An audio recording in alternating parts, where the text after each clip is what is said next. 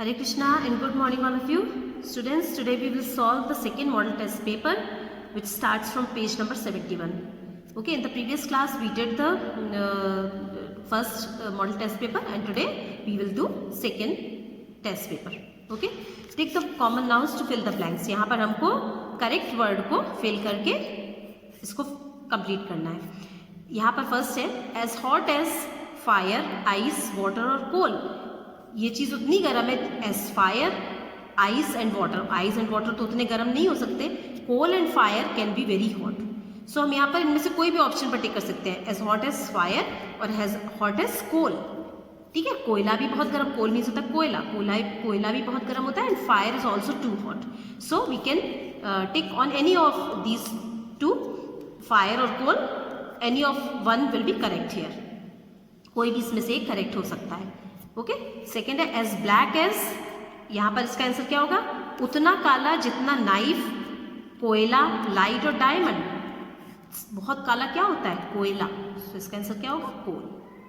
ठीक है, नाइफ काला नहीं होगा उतना, लाइट भी काली नहीं होगी, डायमंड, हीरा उतना काला ऐसा तो कुछ नहीं होगा. तो इसका आंसर क्या होगा? Coal. As black as coal. जैसे मान लीजिए हमको बताना हो कि वो चीज़ उतनी काली है जितना कोयला काला होता है, तो हम क्या बोलेंगे? That thing is as black as coal. ठीक है, ये हमको कब जरूरत पड़ती है? जब हमको किसी भी चीज़ को डिफाइन करना होता है ना. जैसे मान लीजिए किसी पर्सन ने देखा नहीं है कोई चीज़ और हमको बताना है कि वो चीज़ उतनी काली है या उतनी गर्म है जितनी आग. जैसे हमने first sentence as hot as that thing is as hot as that place is has hot as fire और हैज हॉट एज. एक्चुअली हम फायर का यूज़ ज़्यादा करेंगे इसमें सेंटेंस में. ठीक है, so as hot as coal. अगर आपको किसी भी चीज़ को बताना है कि वो चीज़ उतनी गर्म है, so we can write coal also here, है ना. यहाँ पर कोल भी बोला जा सकता है कि एज हॉट एज कोल, वो चीज़ उतनी गर्म है जितनी कोयला गर्म होता है. ठीक है, उसके बाद एज ब्लैक एज कोल. यहाँ पर तो कोल ही आएगा. उसके बाद choose the correct collective nouns. यहाँ पर हमको करेक्ट कलेक्टिव नाउन को चूज करना है. अ रो ऑफ, रो मीन्स क्या होता है? लाइन. रो होती है ना, जैसे लाइन, जैसे बच्चों की रो बनती है कि नहीं, वैसे ही row of trees, keys, pens और रबर्स. इसमें से क्या होगा? किसकी रो हो सकती है? कीज की तो, चाबियों की तो रो नहीं होगी, पेन की भी नहीं होगी, रबर्स की भी नहीं होगी. या क्या होगी? Row of trees. ठीक है, फोर्थ देखेंगे a dash of lions. Lions के ग्रुप को क्या बोलते हैं? स्वैम, प्राइड, फ्लॉक और ग्रुप. लायंस के ग्रुप को बोला जाता है pride, a pride of lions. Okay, next fill in the blanks with suitable pronouns. यहाँ पर आपको करेक्ट प्रोनाउंस से फिल करना है. ठीक है, यहाँ पर there is nothing in this box. इस बॉक्स में कुछ नहीं है. Dash is empty. अब यहाँ पर बॉक्स के लिए हमको, यहाँ पर किसके बारे में बोला जा रहा है कि बॉक्स में कुछ नहीं है. डैश इज एम्प्टी, तो किसके लिए, कौन एम्प्टी है? बॉक्स के लिए बोलेंगे ना कि बॉक्स एम्प्टी है, उसमें कुछ नहीं है. तो बॉक्स के लिए हमको प्रोनाउन यूज करना है. तो बॉक्स एक लाइफलेस चीज है. क्या प्रोनाउन आएगा उसके लिए? आई, ही, शी और इट में से क्या प्रोनाउन आएगा? It, because box is a thing, है ना. आई किसके लिए आता है? पर्सन के लिए. ही, शी सब पर्सन के लिए आते हैं. Only it is used for things and animals. ठीक है, सो यहाँ पर क्या आएगा? इट इज एम्प्टी, ये खाली है. Now on page number 72, every muscle in your body helps dash to move. Every muscle, her muscle तुम्हारी बॉडी में helps dash to move. अब जैसे मान लीजिए हम इसको हिंदी में बोले तो क्या पढ़ेंगे? Every muscle हमारी बॉडी, every muscle तुम्हारी बॉडी में, तुम्हारी बॉडी में हर मसल डैश चलने में मदद करती है. अब हमको यहाँ पर करेक्ट, तो यहाँ पर मान लीजिए हम आई फिल करते हैं तो क्या होगा इसका meaning? Every muscle in your body helps I to move. तुम्हारी बॉडी में हर मसल मेरे को चलने में मदद करती है. ऐसा होगा क्या? किसी और की बॉडी में होने वाली मसल अपने को चलने में हेल्प करेगी क्या? तो यहाँ तो आई सही नहीं है. हिम भी सही नहीं है कि तुम्हारी बॉडी में हर मसल उनको चलने में हेल्प करती है. तुम्हारी बॉडी की हर मसल तुमको चलने में मदद करती है, या तुम्हारी बॉडी की हर मसल उसको चलने में मदद करती है. हर किसके लिए आते हैं? गर्ल के लिए, है ना. सो यहाँ पर क्या होगा? यू. तुम्हारी बॉडी की हर muscle you to move. Every muscle in your body helps you to move. होगा ना ये? ओके, उसके बाद tick the action words from the choices given below. यहाँ पर हमको correct action word means verb, verb पर हमको टिक करना है. ठीक है, चलिए फर्स्ट 7 देखेंगे. Anu swims in the pool every Sunday. Anu तैरती है in the pool every Sunday. हर संडे को पूल में तैरती है. तो अब इसमें वर्ब क्या है? एक्शन वर्ड क्या है? किस वर्ड से आपको पता पड़ रहा है कि एक्शन हो रहा है?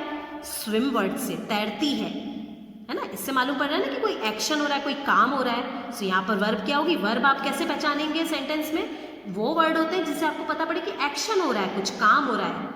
जो वर्ड ये बता रहे कि उनके थ्रू मतलब वो कुछ काम किया जा रहा है। सो यहाँ पर क्या है, स्विम्स, तो इसमें हम क्या वर्ड पर टिक करेंगे, स्विम्स। इन एक प्रीपोजिशन है, पूल एक नाउन हो जाएगा, है ना। उसके बाद Sunday is the name of a day, तो यहाँ पर एक वर्ब क्या है, स्विम्स, ठीक है। उसके बाद सेकंड सेंटेंस, अभी place cricket every day with his friends, अभी खेलता है क्रिकेट हर रोज उसके दोस्त के साथ में क्रिकेट खेलता है, दोस्तों के साथ में। यहाँ पर वर्ब क्या है, place, cricket noun, every day is also every day is an adverb and friends is also a noun word. So यहाँ पर वर्ब क्या है, प्लेस, प्लेस से हमको क्या पता पड़ रहा है कि कुछ एक्शन हो रहा है यहाँ पर, ठीक है। उसके बाद choose the appropriate adjectives to fill in the blanks, यहाँ पर हमको करेक्ट एडजेक्टिव को फिल करना है, ठीक है। एडजेक्टिव अभी हमने प्रीवियस मॉडल टेस्ट पेपर में पढ़ा था, एडजेक्टिव्स क्या होते हैं, वर्ड्स दैट क्वालिफाई नाउन्स और प्रोनाउंस, उनको एडजेक्टिव्स बोला जाता है। So a piece of chocolate is, chocolate का एक पीस कैसा होता है, टॉल, लंबा होता है, सॉल्टी मीन्स नमकीन होता है, स्वीट मीन्स मीठा होता है, और ब्यूटीफुल मीन्स सुंदर होता है। हम क्या बोलेंगे, sweet, a piece of chocolate is sweet, होगा नहीं आंसर। उसके बाद an elephant is big, small, hungry और dirty, an elephant is big, big आएगा यहाँ पर, ठीक है। यहाँ पर देखिए बिग वर्ड से क्या हो रहा है, एलिफेंट की क्वालिटी मालूम पड़ रही है कि एलिफेंट बिग होता है, और चॉकलेट का पीस स्वीट होता है, मीठा, तो चॉकलेट की क्वालिटी मालूम पड़ी, तो ये स्वीट और बिग दोनों एडजेक्टिव हुए ना यहाँ पर, ठीक है। उसके बाद है choose the opposite adjectives in bold prints to complete the sentences. अब हमको क्या करना है, यहाँ बोल्ड प्रिंट मतलब यहाँ इन सेंटेंसेस में जो डार्क कलर्ड वर्ड्स जो हैं उनके ऑपोजिट पर टिक करना है हमको, ठीक है। अब यहाँ पर this is an easy sum, ये एक ईजी सम है, इट इज अ डैश सम, वो एक डैश सम है। अब ईजी का ऑपोजिट क्या होगा, डिफिकल्ट, हार्ड, कंफ्यूजिंग और पजल, डिफिकल्ट। ईजी का ऑपोजिट क्या होता है, डिफिकल्ट होता है। So this is an easy sum, ये ईजी सम है, it is a difficult sum, ये एक कठिन सम है, क्वेश्चन है, ठीक है। उसके बाद I have a young sister and an dash grandfather, मेरी एक यंग सिस्टर है और कैसे, यंग का ऑपोजिट क्या हो जाएगा, फैट, ऑनेस्ट, एंग्री और ओल्ड, ओल्ड ग्रैंडफादर होगा। उसके बाद Chandigarh is dash capital of Punjab and Haryana, यहाँ पर ये एक्चुअली यहाँ पर इसमें कोई अपोजिट वर्ड नहीं है, ये दूसरी एक एक्सरसाइज है इसमें। सो यहाँ पर हमको आर्टिकल फिल करना है, यहाँ पर आएगा Chandigarh is the capital of Punjab and Haryana, यहाँ पर ए और एन नहीं आएगा।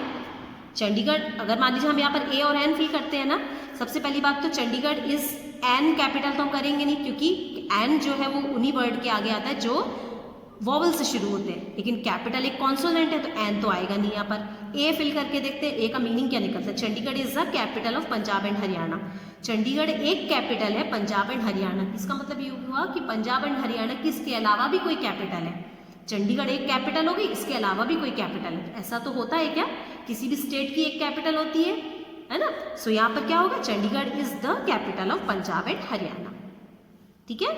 उसके बाद stars are shining in, over, on, upon, stars are shining in the sky, over means होगा स्काई से भी ऊपर शाइन कर रहे हैं क्या स्टार, ऑन स्काई के ऊपर, स्काई पर शाइन कर रहे हैं, स्काई में होते हैं ना स्टार्स, तो इसका आंसर क्या होगा, stars are shining in the sky.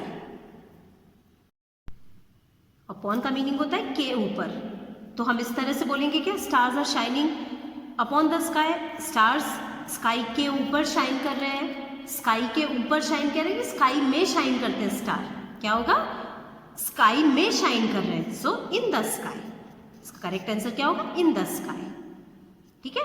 इसके बाद 15 सेंटेंस है, Hardy is fat dash laurel is thin, Hardy मोटा है, अब इसमें से हम देखेंगे क्या वर्ड है, एंड, बट, और सो, एंड का मीनिंग होता है और, बट, लेकिन, यहाँ पर अगर हम एंड लिखते थे, Hardy is fat and Laurel is thin, ये भी लिखा जा सकता है, Hardy is fat but Laurel is thin, Hardy मोटा है लेकिन लॉरेल पतला है, ये भी सही है, और लॉरेल इज थिन, हार्डी मोटा है अथवा लॉरेल पतला है, ये तो गलत है, और सो मीन्स इसलिए हार्डी मोटा है इसलिए लॉरेल पतला है, ये भी गलत है। सो इनमें से 2 वर्ड्स में से कोई भी एक आंसर करेक्ट हो सकता है।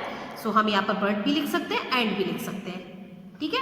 सो आपको यहाँ पर किसी भी वर्ड पर आप टिक कर सकते हैं, आपके दोनों आंसर्स में से कोई भी आंसर करेक्ट होगा यहाँ पर, ठीक है। So Hardy is fat but Laurel is thin, और Hardy is fat and Laurel is thin, ठीक है। सो चलिए आज स्टूडेंट्स हमने मॉडल टेस्ट पेपर 2 को भी सॉल्व करा, और इसके साथ ही आपकी इंग्लिश ग्रामर का कोर्स कंप्लीट हुआ है, ठीक है। आपको ये वर्क भी करके टाइम से अपना वर्क मेरे को सबमिट करना है। Okay, so that's all for today. Thank you all of you and take care.